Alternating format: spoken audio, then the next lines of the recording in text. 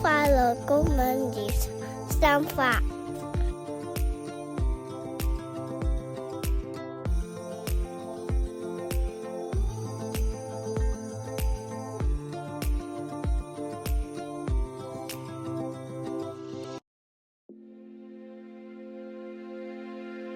Hello，大家好。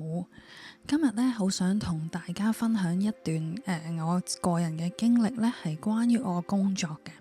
咁我咧本身係幼稚園老師啦。咁我喺25年前入行。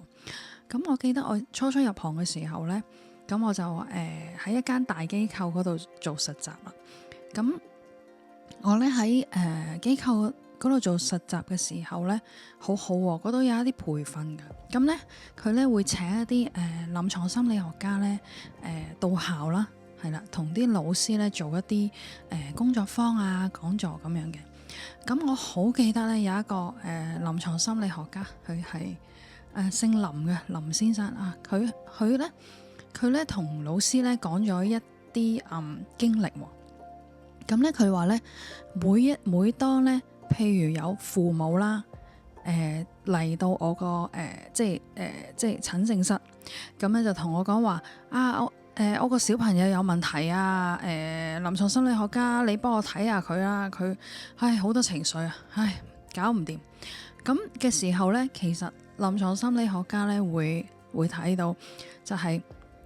究竟呢個小朋友幾多歲咧，佢會問。咁如果係0到6歲嘅小朋友呢，佢就會即時同佢哋嘅父母去講呢，就話你下一次再嚟我度嘅時候呢，你唔需要帶小朋友嚟，淨係父母嚟就可以啦。佢呢段說話嘅意思呢，其實佢呢就係話所有孩子嘅問題都係來自父母。佢話呢，嗰個根啊，嗰個 root 呢，就係父母原生家庭嘅問題。好多時呢，你哋會見到孩子有好多唔同嘅狀態啦、情緒啊、行為問題啊、乜嘢。其實呢，嗰個根源要解決呢一個問題嘅根源呢，係嚟自佢哋嘅父母。所以嗰個臨床心理學家咁樣講嘅時候，哇！令到我咧係有一啲諗法嘅轉變，因為我去讀幼兒教育嘅時候咧，主要咧係着重係點樣教孩子啊，或者老師用咩技巧啊、咩方法啊，都會講兒童心理㗎吓。咁但係咧，佢去咁樣形容孩子嘅狀態係直接係從淨係去處理父母嗰方面就已經可以改變到或者處理到咧，我就覺得係我真係第一次聽啊咁樣。咁所以佢講完呢段說話嘅時候咧，其實咧佢刺激咗我咧。之後其實我喺教孩子啦、觀察孩子嘅時候咧，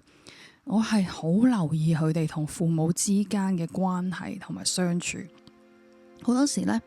譬如有一啲小朋友咧，佢突然之間有一啲行為嘅問題，譬如佢平時係冇賴尿嘅，係啦，咁啊突然間呢個星期開始佢日日瞓覺都會賴尿咁啊，舉例啦嚇，咁我就會留意下啊，究竟佢會唔會係有啲咩情況咧？即係我會同個小朋友傾偈啦。我會留意佢開心唔開心咧，有冇情緒啦，會唔會係咪基於某一啲原因咧咁樣？即係我會好似一個偵探咁樣啦，係啦，我就會觀察小朋友嘅一舉一動，然後我會再留意佢嘅爸爸媽媽，因為佢哋通常可能會有時會嚟接放學啦，咁我咧都會有時會把握一啲機會咧同媽媽爸爸傾偈。我就會問佢啊，佢呢個星期突然間賴尿啊，唔知會唔會屋企有啲轉變呢？或者有一啲情況唔同咗呢？或者點樣呢？咁我就會借啲耳同父母傾偈。咁好多時呢，我會發現呢，其實呢，孩子真係呢，有好多嘅狀態呢。你唔知道原因呢，其實你去問父母呢，你會揾到答案啊。係啊，甚至乎可能你要留意到孩子突然間可能好多情緒喺學校，突然間唔講平時好多嘢講嘅，好開心嘅，返學好專注學習嘅，突然間好唔開心啊，或者佢會同其他小朋友有爭執啊，或者平時好多嘢講又唔講嘢啊。咁其實佢突然間嘅轉變呢，原來好多時呢都係同屋企有關係咯。係啊，或者佢 sense 到，有陣時甚至乎呢，佢會感受到一啲未發生嘅事啊。我之前試過有一次去知道一個孩子嘅，應該係佢哋嘅父母係傾緊離婚，但係從來冇表達過俾孩子知咯。咁但係孩子已經喺好早嘅時間已經開始感受到啦，然後佢喺學校係已經有唔同嘅情況，佢係比平時沉默咗好多啦。即係你會睇到佢其實係雖然小朋友好細啊，即係可能係2-3歲，佢唔係好識得用言語去表達自己嘅感覺咯，但係佢會你好明顯睇到佢係冇平時咁開心嘅，係啦。咁所以我而家做一啲快樂公民兒心法啦，一啲家長課程嘅時候呢，其實我都好想去同父母去分享啦，係啦，關於呢，其實佢哋自己嘅內在啊，佢哋嘅心啦，佢哋嘅情緒啦等等呢，其實呢，孩子雖然冇話俾孩子聽，其實孩子係知道咯，好感受到，同埋好連結父母咯，係啦。咁所以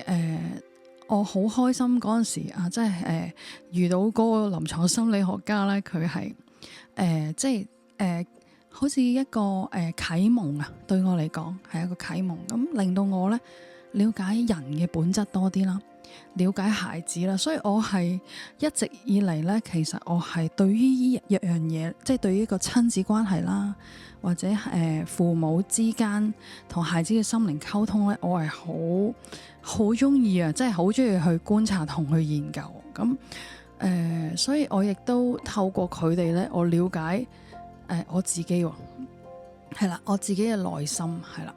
原來孩子好得意，係一塊鏡，好似塊鏡，佢反映咗大人嘅心啊，係啦。咁所以係一個好，我會覺得係一個好有愛嘅連結咯，係人與人之間嘅連結啊，係啦。咁我今日都分享到呢度啊，係啦，多謝大家。